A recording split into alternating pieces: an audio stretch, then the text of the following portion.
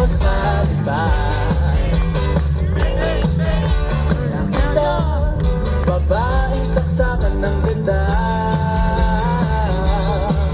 sinundan ko kotseng sinasakyan niya.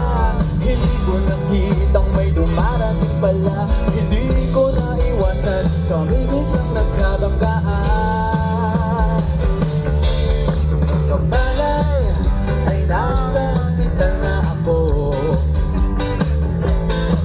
Inasikaso ng doktor na pili ng nanay ko.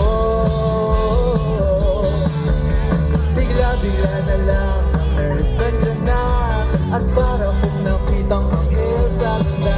Kahit nagdidiliryo, itong nasabi ko sa kanya. Sabay-sabay!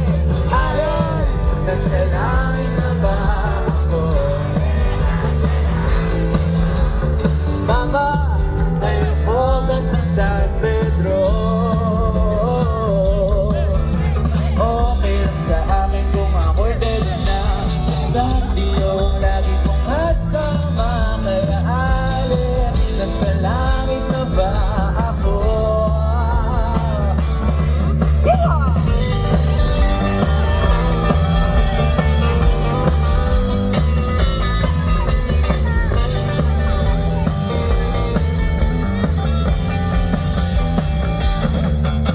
Labas ko, iyaya ko na siyang pakasal.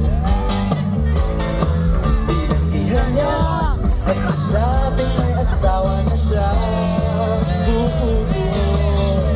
Nang bang kong masyadong sinabi,